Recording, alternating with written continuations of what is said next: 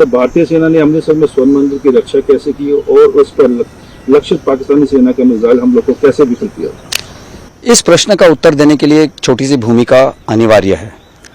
अब सारा विश्व ये जानता है कि पाकिस्तानी सेना ने सुनियोजित तरीके से 22 अप्रैल को पहलगाम में अपने आतंकवादियों द्वारा निहत्थे और निर्दोष देश और विदेश के पर्यटकों पर हमला करवाया।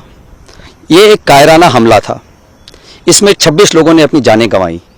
इसके पश्चात पूरे देश के आक्रोश ने भारत के प्रबल नेतृत्व के अधीन ऑपरेशन सिंदूर का रूप लिया, जिसमें अचूक और सामयिक जानकारी से सशक्त भारतीय सेना ने पाक में पनप रहे अनेक आतंकी स्थलों को निशाना बनाने की योजना बनाई। इसमें से 9 ऐसे टेररिस्ट कैंप को चुना गया जिसके बारे में हमारी पूरी जानकारी थी। इन सबको बर्बाद करने के बाद टोटल इसमें से 9 टारगेटों में से 7 को भारतीय स्थल सेना ने नाश किया।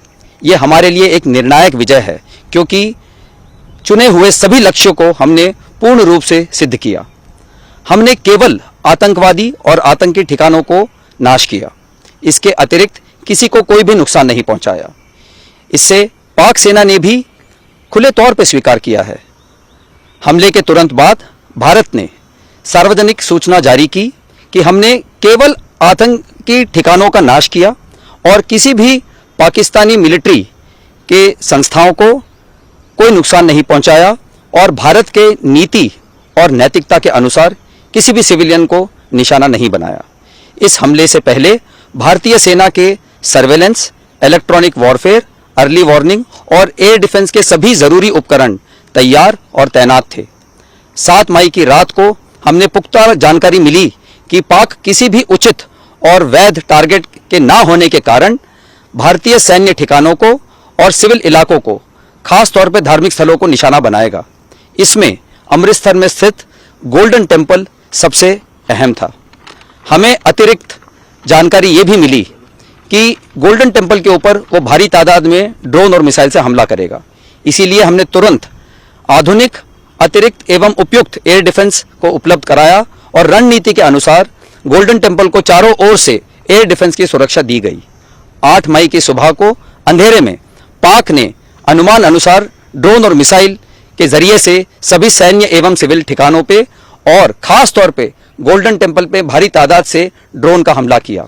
क्योंकि हम इसके लिए तैयार थे, तो भारतीय सेना के आर्मी एयर डिफेंस के सतर्क और सशक्त योद्धाओं ने पाकिस्तान के इरादों को पूरी तरीके से ध्वस्त करते हुए ड्रोन और मिसाइल हमले को पूरी तरह से विफल कर दिया और हमने गोल्डन टेम्पल पे एक आंच भी नहीं आने दी। धन्यवाद। How did the Indian Army protect the Golden Temple in Amritsar and foil the Pakistan Army missile strike aimed at? The answer to this question needs a little bit of background. Consequent to Pak Army-sponsored dastardly terrorist attack on innocent tourists, both domestic and international, nation's anger under able leadership took the form of Operation Sindoor, wherein befitting punitive strikes were carried out on exclusive terror targets. 9 targets were hit, which were selected from the many available terror camps based on precise and current intelligence. This was to avoid collateral damage, a fact openly admitted by the Pak Army. Of the 9 targets, 7 were exclusively destroyed by the Indian Army. This would be a decisive victory under all parameters because all political and military objectives were achieved. Of these targets, the Murid Ke, which is in proximity of Lahore, houses the Lashkar-e-Tayyaba headquarters, as also the Jaish-e-Mohammed headquarters at Bahawalpur, which were struck with absolute precision.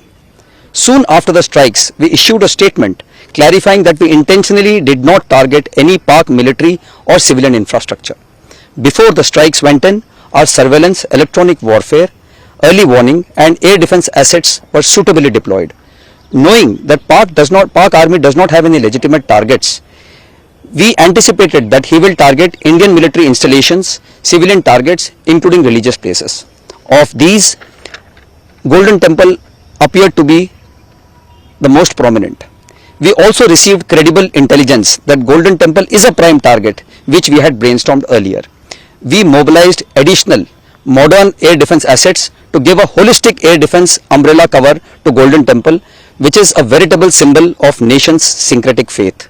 On 8th early morning in the hours of darkness, Pakistan carried out a massive air assault with unmanned aerial weapons, primarily drones and long-range missiles. We were fully prepared since we had anticipated this, and our braveheart and alert Army air defense gunners thwarted Pakistan Army's nefarious designs and shot down all drones and missiles targeted at Golden Temple, thus not allowing even a scratch to come on our holy Golden Temple.